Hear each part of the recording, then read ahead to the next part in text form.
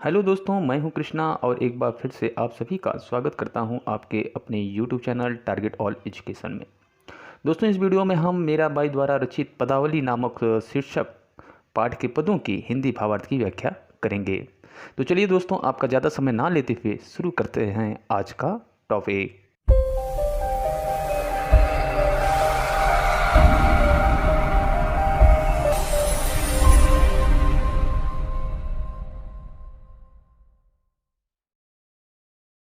तो दोस्तों, इस पद का हिंदी भावार्थ बताने से पहले हम आपको बता दें कि यह जो पद है वह मीराबाई के काव्य ग्रंथ मीरा सुधा सिंधु के अंतर्गत पदावली शीर्षक से लिया गया है।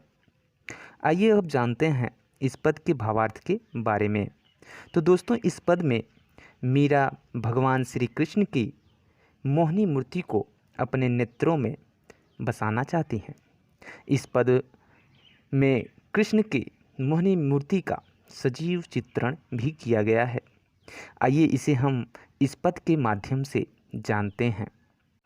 बसो मेरे नैनन में नंदलाल, बसो मेरे नैनन में नंदलाल, मोर मुकुट मकराकृत कुंडल, मोर मुकुट मकराकृत कुंडल, अरुण तिलक दिए भाल, बसो मेरे नैनन में नंदलाल, बसो मेरे नैनन में नंदलाल, मोहनी मूरति सांवरी सूरति, मोहनी मूरति सांवरी सूरति, नैना बने विशाल, बसो मेरे नैनन में नंदलाल, बसो मेरे नैनन में नंदलाल, अधर सुधारस मुरली राजत,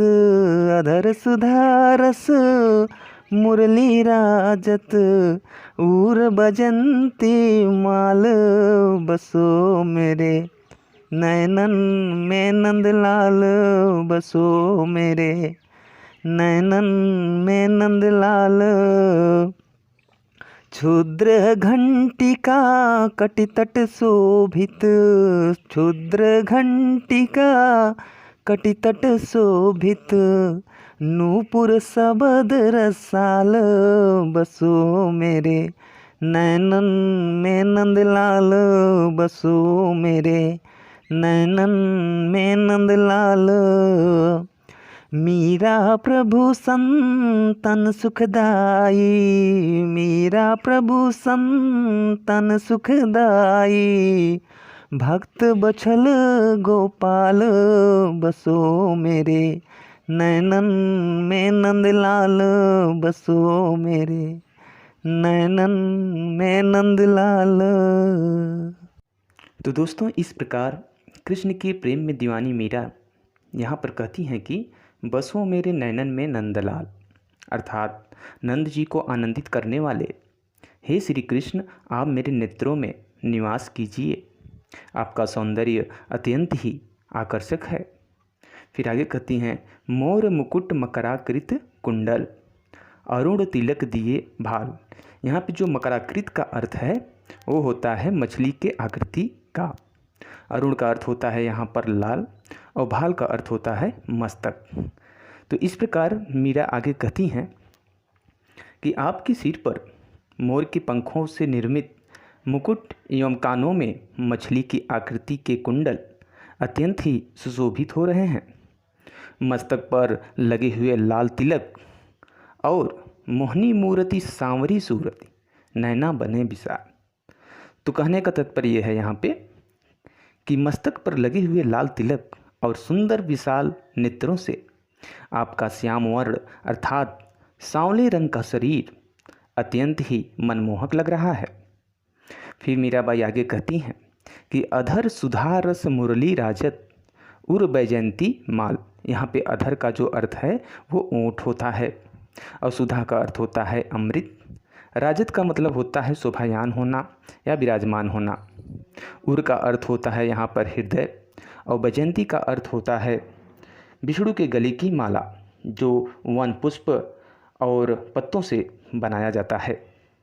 तो इस प्रकार यहाँ पर मीराबाई कहती हैं कि अमृत रस से भरे आपके सुंदर ओठों पर बांसुरी शोभायान हो रही है। आप हृदय पर वन के पत्तों और फूलों से निर्मित माला धारण किए हुए हैं। फिर आगे कहती हैं, क्षुद्र घंटिका कटि तट शोभित नुपुर शबद रसाल। क्षुद्र का अर्थ होता है यहाँ पे छोटा, और कटि का अर्थ होता है यहाँ पर कमर, और नुपुर का अर्थ है यहाँ पर पायल या घुंघरू। शबद का अर्थ है ध्वनि, रसाल का अर्थ है मधुर। तो इस प्रकार यहाँ पर मीराबाई कहती हैं कि आपके चरणों में बंधे हुए घुंघरुओं की मधुर ध्वनि रसीली अर्थात कानों को मधुर लगने वाली प्रतीत होती हैं। फिर आगे मीराबाई यहाँ पे कहती हैं कि मीरा प्रभु संतन सुखदाई भक्त बछल गोपाल। यहाँ पे जो संतन का अर्थ है अर्थात सज्जन, और जो बछल का अर्थ है अर्थात वत्सल या प्रेम। तो इस प्रकार मीराबाई कहती हैं कि हे प्रभु, आप सज्जनों को सुख देने वाले, भक्तों से प्यार करने वाले, आप अनुपम अत्यंत ही सुंदर हैं। आप मेरे नेत्रों में बस जाओ।